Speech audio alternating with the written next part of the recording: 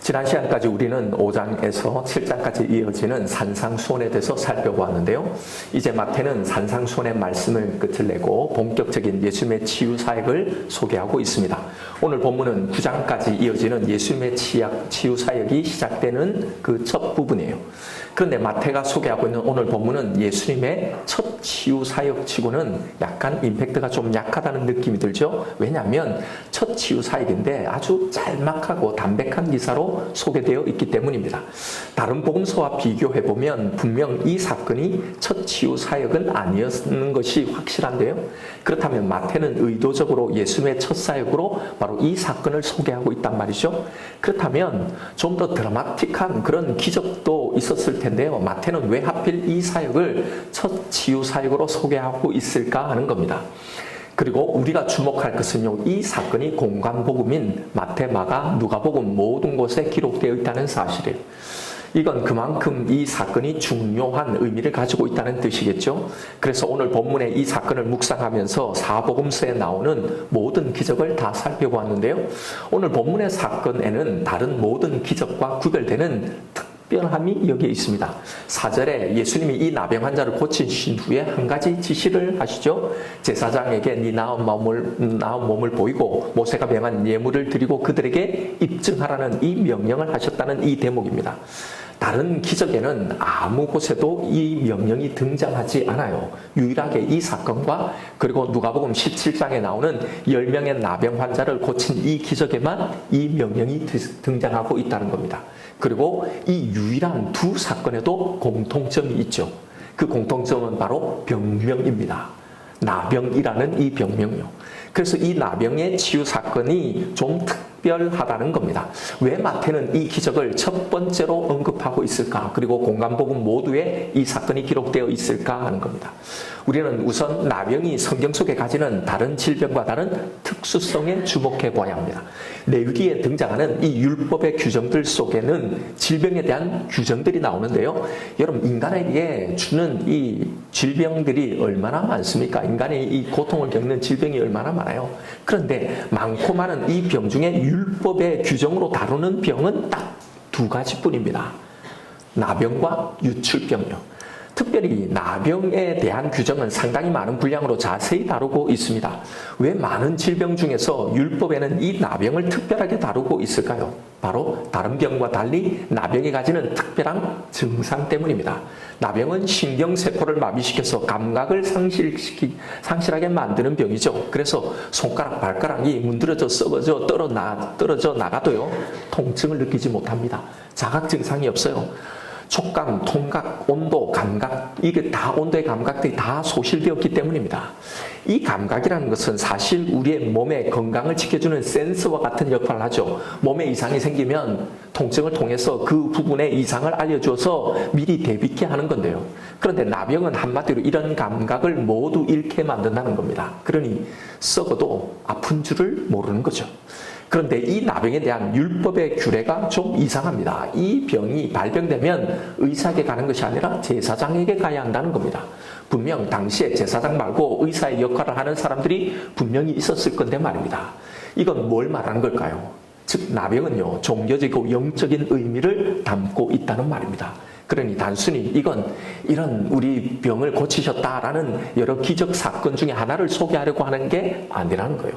레위기 13장 2절에 보면 만일 사람이 그의 피부에 무엇이 돋거나 뾰루지가 나거나 색점이 생겨서 그의 피부에 나병 같은 것이 생기거든 그를 곧 제사장 아론에게나 그의 아들 중 한 제사장에게로 데리고 갈 것이요.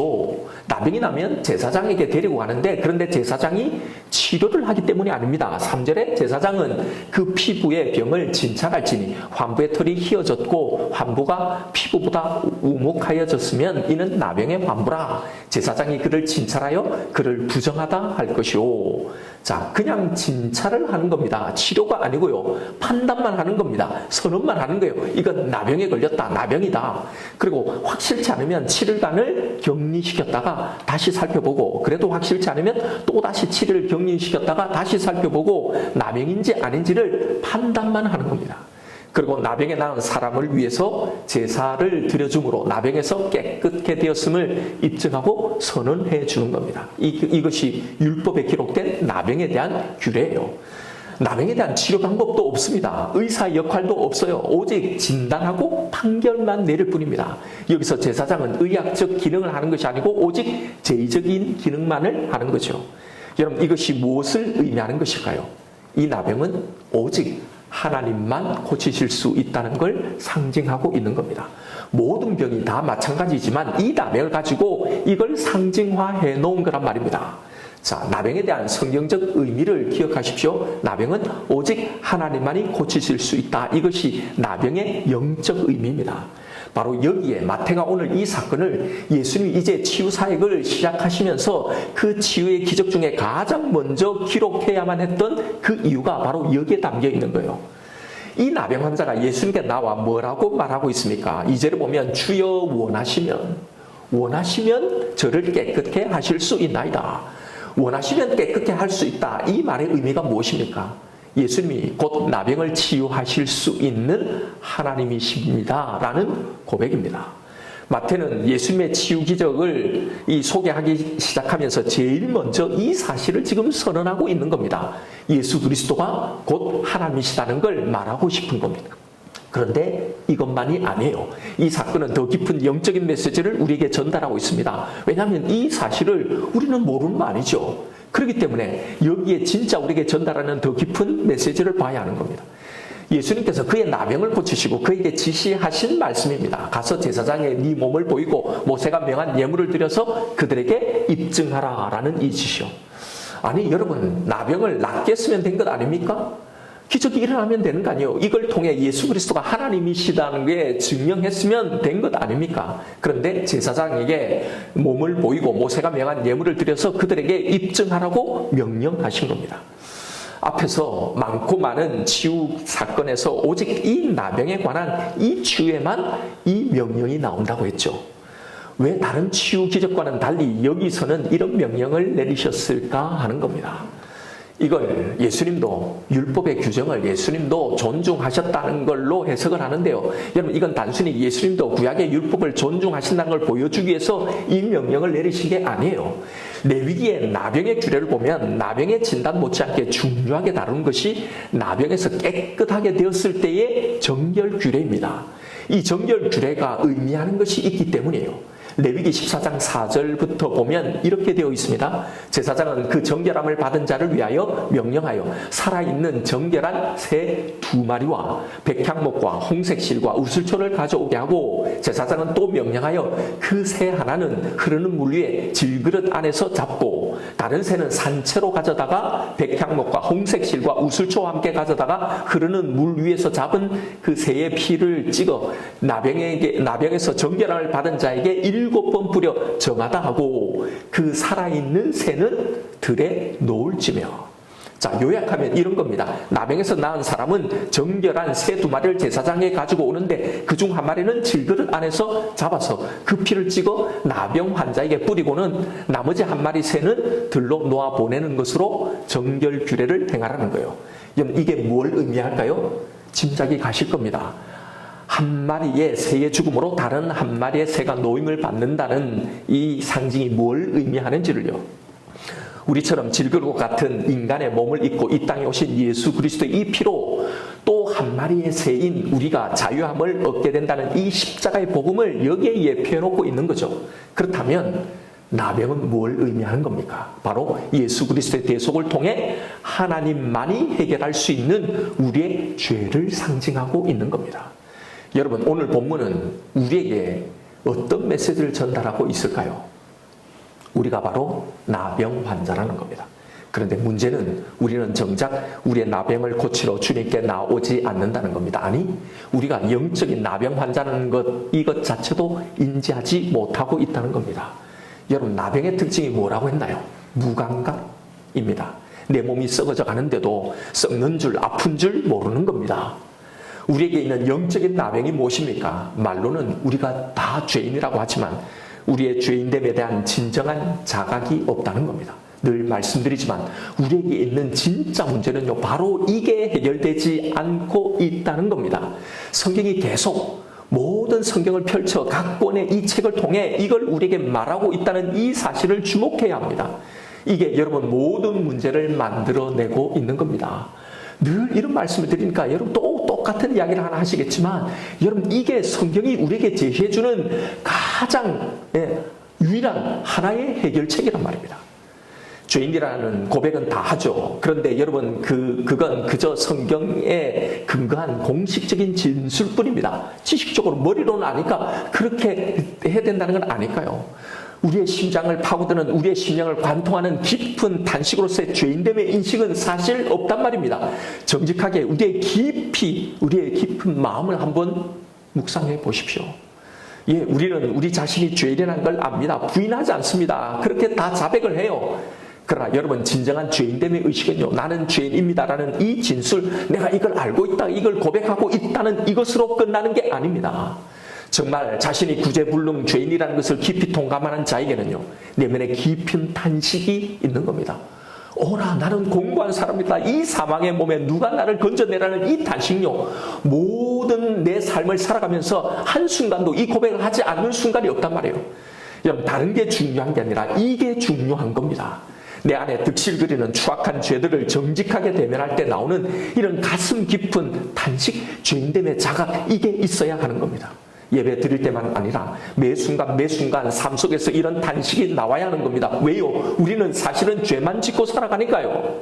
그런데 왜 우리는 이런 깊은 탄식이 없을까요?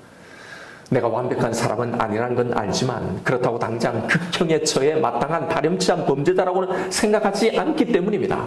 왜요? 사람들이 세운 일반적인 도덕 기준, 이 윤리의 기준에 가면 내가 그렇게 크게 벗어나지 않았으니까요.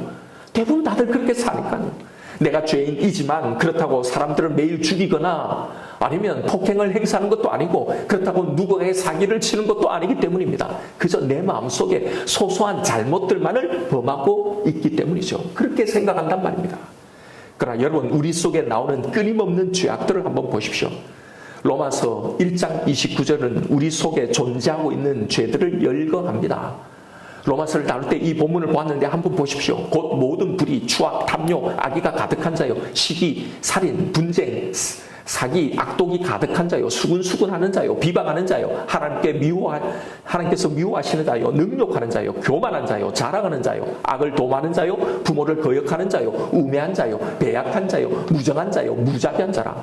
여러분 여기에 우리 속에 없는 죄목들이 있습니까? 나에게 해당되지 않는다고, 이건 나와 상관없다고 말할 수 있는 죄들이 있나요? 이런 죄인들에 대한 선고가 이어지는 겁니다. 32절에 그들이 이 같은 일을 행하는 자는 사형에 해당한다고 누가 말했어요? 하나님께서 정하심을 알고도 자기들만 행할 뿐 아니라 또한 그런 일을 행하는 자를 옳다 하느니라. 이 죄들에 대한 하나님의 선고는요, 사형입니다. 살인한 자만이 아니라 시기하는 자, 분쟁하는 자, 남을 향해 수근수근하는 자, 비방하는 자, 교만한 자, 자랑하는 자, 부모를 거역하는 자, 배약하는 자, 즉 약속을 지키지 않고 깨는 사람요, 무정한 자 누구입니까? 누군가의 허물을, 잘못을 용서하지 못하고 계속 품고 있는 자 말입니다.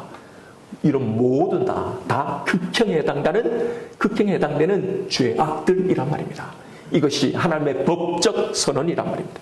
인간에게는 오직 두 분류의 코드만 있다고 했습니다. 의인이냐 죄인이냐.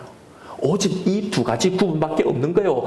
죄인 중에도 큰 죄인, 작은 죄인, 이게 없단 말입니다. 그런데 우리는 이걸 도무지 인정하지 못하는 겁니다. 그래서 이런 일을 행하고 우리는 옳다고 합니다. 살인죄, 강도죄보다 나으니 괜찮다는 겁니다. 이런 죄와 내가 지은 죄가 어떻게 같은 죄냐 인정하지 못하는 겁니다. 그런 죄인들과 나를 똑같은 죄인이라고 인정하지 못하는 겁니다. 보세요. 입술로만 죄인이라고 하지 정말 죽어야 마땅한 죄인, 영원히 하나님의 이 사형에 처해야 마땅한 이 죄인이라는 인식이 없단 말입니다. 여러분 바로 이것이 나병입니다. 이게 나병이에요. 세상 사람들이 하나님을 믿지 않고 자신이 죄인들이라고 모르는 저 사람들만 나병이 걸린 게 아니라 우리도 나병이란 말입니다. 똑같아요. 온 마음이 부패하고 썩어 냄새가 나는데도 회칠한 무덤처럼 그냥 멀쩡하니 모르는 겁니다. 나는 이렇게 교회에 나와서 신앙생활하고 예배를 드리니 모르는 거예요. 영적 감각이 아예 없는 겁니다. 이 나병이라는 질병에 담아 놓으신 그 의미들이 뭔지를 우리가 좀 더 깊이 살펴볼 필요가 있는데요. 이 나병에 관한 규정이 레위기에 집중적으로 나오는데 이 규정들은 사실 읽어보면 여러분 너무 모호해서 해석하기가 참으로 힘듭니다. 사실 저도 이게 무슨 뜻인지 잘 모르겠어요. 여러 가지 질문이 나요. 왜 많고 많은 병들 중에 이 유독 나병에 관한해서는 이렇게 상세하게 기록했을까? 이 나병, 이게 한센병이라고 이 병이 고치기 힘든 병이라서 대표적으로 이 질병을 언급해 놓았을까? 아니에요. 여러분, 그러면 다른 병은 고치기가 쉽습니까? 중풍병은요, 손 마르고 다리가 마른 이 병들은요, 선천적인 장애는요, 시각장애, 뇌변병이나 여러 가지 장애들은요, 고치기 쉽나요? 아니잖아요. 고치기 힘든 병이라서 나병을 여기에 대표적으로 언급해 놓은 게 아니란 말입니다. 레위기는 당시에 사람들의 일상생활에 있는 이것들을 통해서 하나님의 이 거룩과 인간의 이 속됨, 이 부정함, 하나님의 정함과 그 거룩의 그 정함에 절대로 근접할 수도 접촉할 수도 도달할 수 없는 인간의 이 부정함을 보여주기 위해서 다양한 것들을 채용해서 이걸 설명해 놓으신 거란 말이에요. 그래서 병 중에도 이 나병을 들어서 우리의 부정한 죄를 보여주시고는 이 죄를 어떻게 정하게 할 수 있는지를 상징적으로 보여주신 거예요. 그래서 사실 거기에 보면 오늘 우리의 의학적인 이 판단과 처치와는 좀 다른, 아니 전혀 사실은 이해가 안 되는, 우리가 얼른 이걸 읽어봐도 이해가 안 되는 모호한 규정들이 나오는 거예요.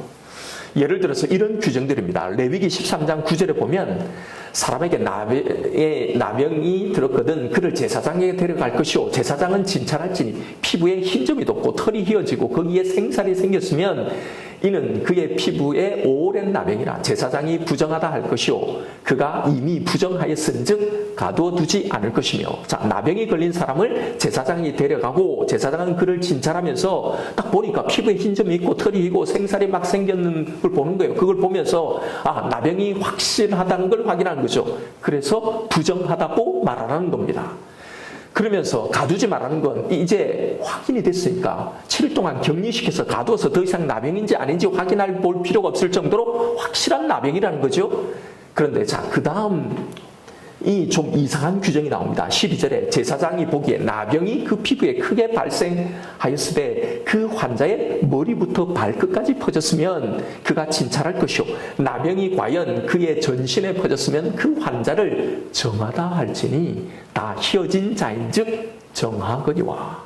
자, 여러분, 앞에서는 사람 피부의 어떤 한 부분에 흰점이 돋고 흰털이 생기고 거기에 생살이 생겼다면 이건 나병이 분명하니 부정하다고 말하라고 했으면서 여기에는 나병이 크게 발생했어요. 어느 정도냐면 그 사람의 머리에서부터 발끝까지 한 곳도 성한 것 없이 다 퍼졌다면 정하다라고 하라는 겁니다. 그럼 이게 도대체 무슨 말씀인 거죠? 아니, 피부의 어떤 한 부분이 이렇다고 부정하다고 선언했다면, 몸 전체가 이렇다면 이건 더 부정하다고 말하거나 더 강조해야 되거나 혹은 완전히 부정했다고 더 강력하게 선언해야 하는데 오히려 정하다고 선언하라는 겁니다. 너무나 이해할 수 없는 규정이죠. 이걸 다양한 방법으로 설명을 막 해놨어요. 이건 나병이 아니고 단순한 피부병이기 때문에 정하다라고 선언해라 했다는 거예요. 혹 이미 이렇게 온몸에 다 퍼졌다는 건 이제 곧 나아진다는 증거이기 때문에 이제는 정하다라고 선언하라고 그렇게 설명을 해놨어요. 사실 이런 해석에 대한 본문적인 근거나 심지어는 의학적인 근거도 없습니다. 그렇다면 우리는 이걸 오늘날의 의학적인 이 해석이 아니라 이 나병을 통해 말씀하시려는 하나님의 의도, 이것에 상징적으로 담아놓으신 그 상징적인 의미에 집중해서 이해해야 하는 겁니다. 앞에서 말씀드렸다시피 이 율법의 규정들은요, 하나님의 거룩과 그 거룩에 도저히 접근하고 도달할 수 없는 우리의 부정함, 이게 얼마나 큰지 이걸 보여주려고 대조해 놓은 거죠. 그 죄의 상태를 설명하기 위해서 당시 사람들의 일상에서 접할 수 있었던 여러 가지 물건들, 또 먹는 이 동식물들, 또 걸리는 이 질병, 또 만나게 되는 여러 가지 상황을 가지고 이걸 표현해 놓았다는 이 사실에 주목해야 하는 거예요. 예를 들면 여러분, 하나님은 왜 소나 양과 염소나 사슴은 정한 동물로 먹을 수 있는 동물이고 왜 돼지는 부정한 동물로 먹으면 안 되는지요? 그 당시의 사람들에게도 우리에게도 납득할 만한 설명을 하시지 않았어요. 그저 굽이 갈라지고 대세김질하는 동물은 정한 것이라고 하셨을 뿐입니다. 그러면 여러분, 왜 굽이 갈라지지 않는 동물은, 왜 대세김질하지 않는 동물은 그럼 왜 부정한가 말입니다. 모른단 말이에요. 이걸 또 여러 가지 설교자나 주석가들이 설명을 막 했죠. 막 대세김질하는 건 우리가 들은 말씀을 막 다시 되새기면서 묵상하는 이 의미니까 이게 정하다. 아니에요. 여러분, 이런 식으로 설명하면 사실 모순되는 설명이 너무나 많게 된단 말입니다. 그런 식이면 여러분, 왜 비늘이 없는 장어나 메기나 조개류, 굴, 새우, 오징어 같은 이런 것들은 먹지 못하게 되는지에 대해서 이상한 설명이 나오게 된단 말입니다. 여러분, 왜 비늘이 없는 물고기는, 비늘이 있는 물고기는 정하고 비늘이 없는 물고기는 왜 부정할까요? 왜 닭이나 비둘기는 깨끗하고 정한 짐승인데 독수리나 부엉이, 심지어는 황새나 학은요, 왜 부정한 새일까 말입니다. 모릅니다. 비늘이 여러분 없게 만드신 것도 대세김질하지 않고 소화할 수 있게 창조하신 건 누구입니까? 하나님이시잖아요. 고로 여러분, 이건 이렇게 해석하면 현재 우리로서는 알 수 없어요. 이건 사실 천국에 가서 물어봐야 돼요. 그러나 여러분, 이게 중요한 게 아니에요. 그래서 이걸 말씀하신 게 아니죠. 중요한 건 그게 아니고 중요한 건 이걸 통해 무엇을 말씀하시려고 했는지 그 영적 의미를 아는 겁니다. 나병이 상징하는 영적 의미가 죄라고 했잖아요. 자신이 죄인임에도 자신이 어떤 존재인지를 모르고 몸이 썩고 잘려나가는데도 이걸 모르는 것처럼 우리가 처하게 될 이 영원한 운명을 도무지 모르고요. 마치 나는 의인처럼 살아가는 이런 죄인의 모습을 상징화해 놓은 거죠. 그래서 몸의 일부에 이런 나병이 있으면 이걸 진단받고는 내가 나병이라는 이 선언을 받은 후에는 이걸 감추지 말고 나는 부정하다고 외쳐야 한단 말입니다. 사람들이 나에게 접근하지 못하도록 그렇게 외쳐야 한다는 거죠. 그런데 여러분, 머리부터 발끝까지 나병이 번진 거예요. 여러분, 이건 감출 수 있습니까? 숨길 수 있나요? 없어요. 바로 이 사실을 의미하고 있는 겁니다. 내가 죄인이라는 걸 전적으로 인정할 수밖에 없는 이 상황을 상징하고 있다고 보는 겁니다. 바로 전적인 인정을 의미하는 겁니다. 아무리 이걸 부인해야 부인할 수 없는 전적인 인정요, 바로 그때의 정함을 선포한다는 겁니다. 이건요, 여러분, 우리의 죄가 온전히 사해지고 정함을 받는 그 순간은 어떤 순간이냐? 바로 우리의 이 전적인 인정이라는 걸 말씀하시려는 거예요. 그래서 이때 정하다고 선언하라고 하신 겁니다. 이 규정에 담긴 의미를 이렇게 해석해야 맞는 거예요. 이렇게 우리는 우리의 죄인됨을 정말로 가슴 깊이 인정하고 인식하고 인정하게 될 때요, 우리의 대속의 피, 또 한 마리의 새의 피, 예수의 피로 정하게 되는 겁니다. 정확히 말하면 그때서야 이런 정함의 효력을 제대로 누리게 되는 겁니다. 왜요? 아무리 봐도 내가 이런 은혜를 받을 수 없는 정말로 죄인 중에 괴수라는 걸 진짜 알고 있는데 이 은혜를 내가 받았으니까요, 이걸 아니까 이 은혜를 누리게 되는 거죠. 이 효력을 제대로 누리게 되는 겁니다. 고로 여러분, 나는 머리부터 발끝까지 완전한 죄인입니다라는 이 고백, 이 진심 어린 인정이 우리에게 있어야 한다는 겁니다. 여러분, 나에게 이런 인정이 있는지를 보십시오. 진짜 이런 고백이 있는지를 보십시오. 자신이 죄인인 나병이라는 걸 아는 자, 이건 그 어떤 것도 고쳐지지 않고 오직 하나님만이 고칠 수 있다는 이 사실을 아는 자에게 여러분, 어떤 반응이 나오게 될까요? 하나님의 구원, 이 치유를 소망하며 찾아 나오게 된다는 겁니다. 하나님, 당신만이 나의 이 병을, 이 죄를 정하게 하실 수 있는 분입니다. 당신만이.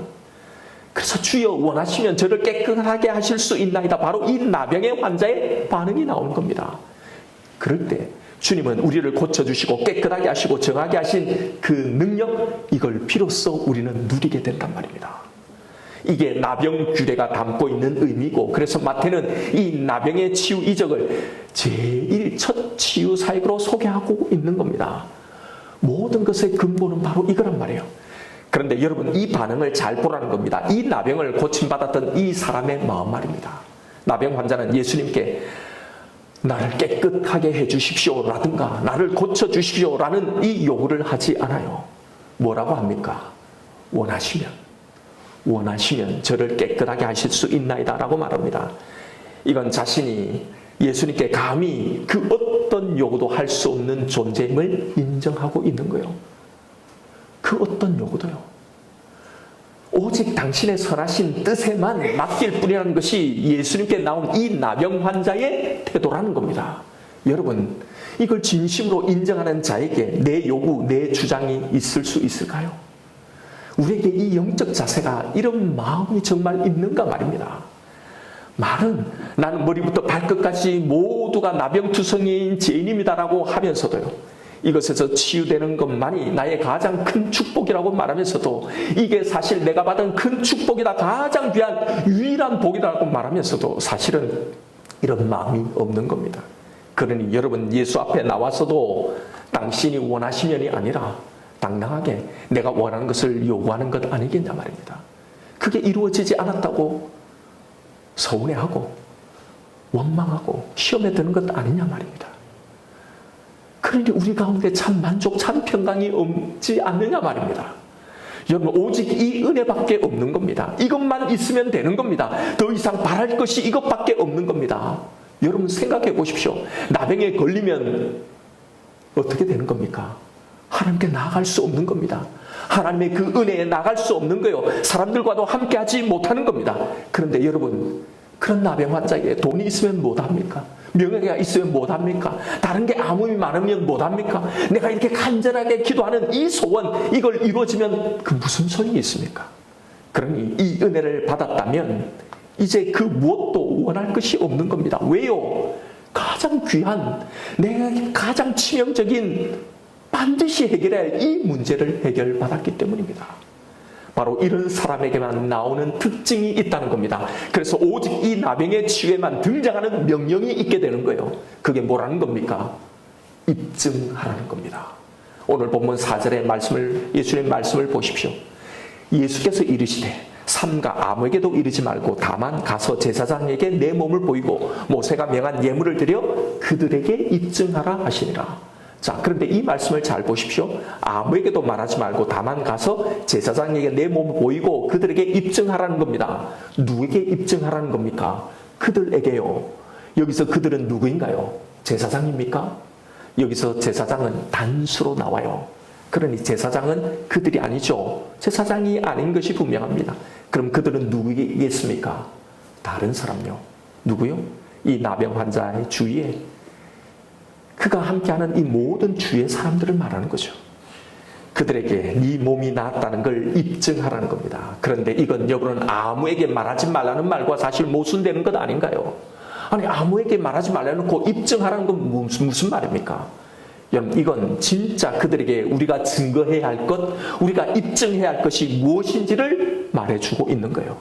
머리부터 발끝까지 나병이었던 우리, 죄인이었던 우리가 이제 이 치유를 경험한 우리가 증거해야 할 그것이 우리의 신앙의 내용, 우리가 받은 이 은혜의 내용, 이 복음의 내용, 우리가 증거해야 할 이 내용이 무엇인가 말입니다. 우리가 증거해야 할 것, 우리가 입증해야 할 것은요, 기도하면 이런 기적도 일어난다. 나는 이런 기적을 체험했다. 나는 이런 은혜를 받았다. 이런 간증이 있다. 니도 한번 기도해봐라. 니도 한번 믿어봐라. 니도 한번 교회 나와봐라가 아니란 말입니다. 우리가 증거해야 할 것, 그들이 나에게 보여야 할 증거는요, 나의 이 나음이 주는 이 효력, 그 능력인 겁니다. 치유를 받았는데 그 능력이, 그 은혜의 효력이 정말로 내 속에 있는가 하는 겁니다. 내 인생이 궁극적으로 승리하게 된다는 이 확신요, 이 땅에 목숨을 걸고 살아가는 인생들에게 필연적으로 있게 되는 이 불안함, 이 땅에서 겪게 되는 모든 두려움에서의 정말로 자유함, 이 평안, 이 담대함, 바로 이건 거예요. 여러분, 이게 있어야 한다는 겁니다. 이게 진짜 나의 가장 치명적인 문제, 가장 중요한 문제, 반드시 해결되어야만, 해결받지 않으면 안 되는 이 문제를 해결받은 사람의 모습이니까요. 그래서 이 명령을 주신 겁니다. 그들에게 너의 치유받음을 입증하라라는 거예요. 왜 예수님은 정작 이 기적을 아무에게도 말하지 말라고 하셨을까요? 바로 주님의 헛된 이 기대를 차단하기 위해서입니다. 예수 믿으면 이런 거 받는다 저런 거 받는다는 이런 헛된 기대요. 예수님이 왜 이 땅에 오셔서 십자가를 지셔야 했는지를 모르는 사람들 때문입니다. 왜냐하면 그런 사람들의 관심은 오직 이 땅의 문제, 내 기도 제목 이거에만 온통 마음이 다가 있기 때문입니다. 그러니 이런 간증을 들으면 예수를 믿으면 병이 고쳐진다더라, 내가 겪는 이 문제가 해결되어진다더라, 기도 응답을 해준다더라 라는 이 관심만 가지기 때문입니다. 성경을 읽어도 다 이런 것들로만 다 그렇게 해석하고 보는 거잖아요. 사실 우리도 이런 엉뚱한 간증에 다 미혹당했던 거잖아요.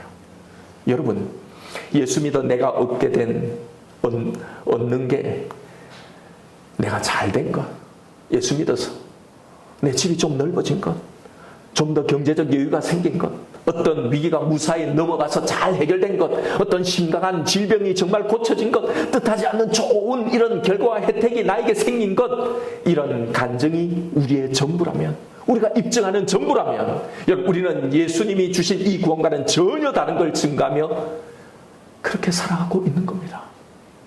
잘못 믿고 있는 거예요. 여러분 인생의 가장 치명적이고 중요한 문제, 반드시 해결해야 할 이 문제가 해결된 사람은 그 속에 반드시 입증하고 보여야 될 증거물이 있습니다. 그건 바로 다른 것에 연연하거나 이 땅의 가치에 두려워하지 않는 겁니다. 내가 받은 이 은혜 이것 하나만으로 모든 것이 해결되는 이 삶인 겁니다. 이것만 있으면 된다고 생각하는 이 마음입니다. 여러분 나에게 이 증거가 있는가를 보십시오. 나는 이걸 입증하고 살아가고 있는가 말입니다. 이걸 보여라는 겁니다. 이 삶을 살아라는 겁니다. 네가 정말 이 죄의 나병에서 고침을 받았다면, 나의 치유를 정말로 네가 받았다면 말입니다. 이렇게 사는 것이 이 반석 위에 내 신앙의 집을 짓고 살아가는 삶인 거예요. 다른 신앙의 내용이 아니라 이게 있어야 한다는 겁니다. 아무리 예수를 믿어도 내게 나오는 이 입증, 이 증거물이 내 속에 있어야 한다는 겁니다. 여러분 예수를 믿어도 뭐 별 차이 없네, 크게 어떤 뭐 혜택도 없는 것 같네, 그냥 죽어서 천국 가는 것 이거 하나만 남는 것 같네 라고 생각이 되어진다면요, 우리는 잘못 믿고 있는 겁니다. 우리가 받은 이 은혜가 무엇인지를 정말로 모르고 사는 겁니다. 바로 그 중심에 지금 내게 있는 이 나병, 내가 치유해야 될 이 나병이 있다는 겁니다. 내가 어떤 존재인지를 모르는 거예요. 그래서 성경은 계속 이 문제를 우리에게 해결하고 하라고 하고 있는 거예요. 왜? 이것만이 우리의 모든 문제를 해결할 유일한 해결책이니까요. 여러분 예수께서 제사장에게 내 몸을 보이고 모세가 명한 예물을 드려서 너의 나음을 증명하라고 하신 건요, 예수님도 율법을 무시하지 않고 존중한다는 걸 보여주기 위해서, 혹은 제사장이 이걸 입증해줘야 다시 유대인 사회로 돌아서 이 사람은 다 나은 사람이야, 증명서가 있어야 그래야 갈 수 있기 때문에, 그래서 입증하라고 한 이게 1차적인 목적이 아니에요. 인생의 가장 치명적이고 가장 중요한 문제가 해결된 사람에게 반드시 있는 그 치유의 증거가 있다는 겁니다. 반드시 이 복음을 제대로 이해하고 믿고 있는 사람에게는 바로 반드시 이게 있다는 거예요. 그 증거가 드러나야 한다는 겁니다. 내 삶에서 이게 입증되어야 한다는 겁니다. 이런 확신이, 그 무엇도 예수님이 나에게 주신 이 영원한 운명을 바꿀 수 없다는 이 확신이 나에게 있습니까? 그래서 그 어떤 것도 두렵지 않습니까? 그래서 지금 이게 어떻게 결정이 나든, 내가 기도하고 있지만 어떻게 하나님이 이것을 인도하시든 그 결과는 나에게 아무런 상관이 없어져 있습니까?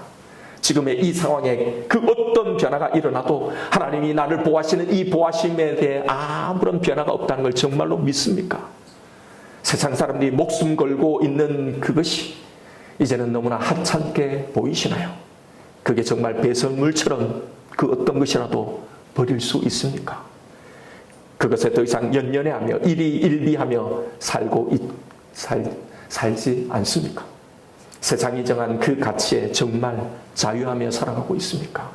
그것에 주눅들지 않고 그들과 비교해서 낙심하고 우울해하지 않고 쭉 침체에 빠져서 그렇게 살아가고 있지는 않습니까? 여러분, 우리가 복음을 믿는다면 그래서 더 유의 있고 더 처벌하고 그래서 더 너그럽게 살아가고 있느냐 말입니다. 이게 이 나병에서 치유받은 우리가 살며 입증해야 할 신앙의 모습인 겁니다. 그런데 그러지 못하는 이유가 무엇일까요? 여러분, 우리의 신앙의 중병의 원인은 구원의 감격함이 사라졌기 때문이라는 거예요. 이것은 우리가 받은 이 구원, 이 은혜가 무엇인지를 잊었다는 겁니다. 이것은 우리가 어떤 존재인지, 우리의 정체를 잊었다는 겁니다. 그래서 이 이야기를 하는 거예요. 그러기에 복음은 우리에게 부족한 복, 아쉬운 복으로 남아있게 되는 겁니다. 그래서 복음이 우리의 모든 문제에 답이 되지 못하고 항상 다른 복들에 목말라 하는 겁니다. 왜요? 이것으로는 아무것도 해결하지 못하며 살아가고 있으니까. 하나님은 우리를 위해서 자신의 모든 것을 주었건만 정작 우리는 다른 것에서 하나님의 사랑을 확인하려고 하는 겁니다. 그러니 아무것도 입증하지 못하고 살아가는 겁니다. 여러분, 구원의 감격함을 회복해야 하는 이유가 바로 여기에 있는 겁니다. 어떻게 해야 구원의 감격을 회복할 수 있습니까? 우리는 매 순간 내 속에서 나오는 이 죄악을 마주해야 합니다. 죄를 용납하시지 않는 하나님의 이 공의의 선은 이걸 마주해야 하는 겁니다. 사형이라는 이 선은요, 여러분, 찌르면 아픔을 느껴야 하는 거예요. 통증을, 괴로움을 느껴야 건강한 겁니다.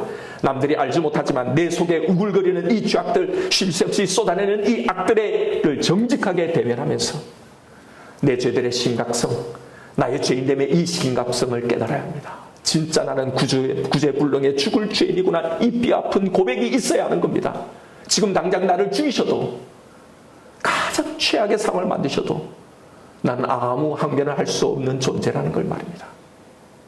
이렇게 우리는 우리 자신을 날마다 이 하나님의 공의 심판대, 이 사형대 위에 세워야 하는 거예요.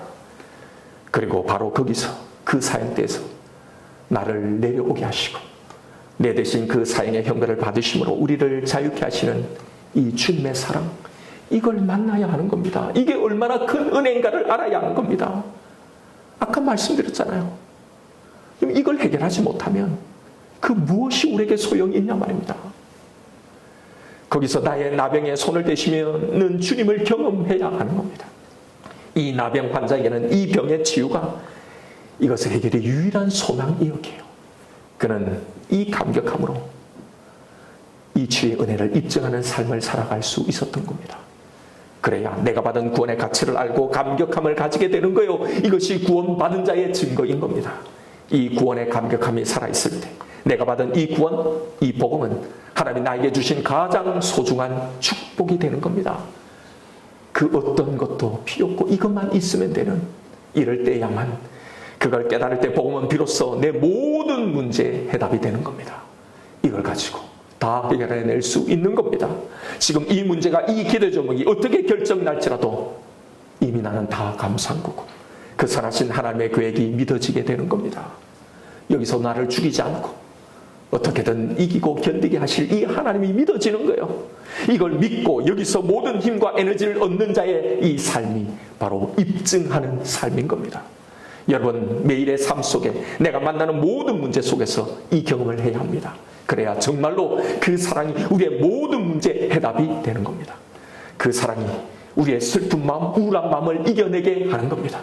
여러분, 우리가 정말 목숨 걸고 해결해야 할 문제가 뭐라고 생각하세요? 우리의 가장 우선된 기도가 무엇이어야 합니까? 우리가 가장 붙들고 씨름해야 할 그 문제가 무엇입니까? 구원의 감격을 회복하는 겁니다. 이것이 회복되어야 내 삶의 모든 것이 회복되어지는 거예요. 여기에 모든 게 다 달려있는 겁니다. 백날 다른 것 가지고 아무리 신앙생활 해보십시오. 안 됩니다. 저는 계속 이걸 외쳤고 앞으로도 이걸 외칠 거예요. 이것이 성경이 우리에게 주는 유일한 해결책이에요. 여러분, 좁은 문으로 들어가십시다. 내가 받은 이 치유가, 이 구원이 내 인생을 이끌고 가시는 이 하나님의 섭리가 무엇과도 바꿀 수 없는 축복이, 이것만이 있다면 다 되는 은혜, 바로 이게 되어 있어야 하는 거예요. 이게 입증하는 겁니다. 엉뚱한 것, 우리를 살게 하지 못할 이것에 우리 에너지를 쓰고 목숨을 걸고 살지 말고요, 구원의 은혜, 이 감격함을 지금 나의 최고의 우선순위로 구하며 살아가십시다. 이 구원의 감격을 회복함으로 진정한 이 축복을, 이 나병에서 나음받은 자가 누리는 이 축복을 누리며 그 능력을 증거하며 입증하며 살아가시는 저와 여러분, 우리가 되기를 주님의 이름으로 축원드립니다. 이 시간 오늘 주신 말씀 붙들고 우리 기도하십시다. 나에게 이런 중심이 있는지를 한번 보십시오. 나는 분명히 예수 그리스도의 그 피로 이 영원한 문제를 해결받았음에도 나는 정말로 그로 인해서 기뻐하고 내 이 중심을 가지고 살아가는 입증하는 이 삶이 있는지를 보십시오. 비록 내 삶이 초라해 보여도, 비록 보이지 않는 이 상황 때문에 내 마음이 때로는 무너질지라도 결국 주님의 이 은혜로 다시 회복되는 그 중심이 있는지를 보십시오. 여러분, 왜 주님은 오래전 강렬하게 경험했던 그 구원의 감격함을 다시 회복하라고 말씀하셨을까요?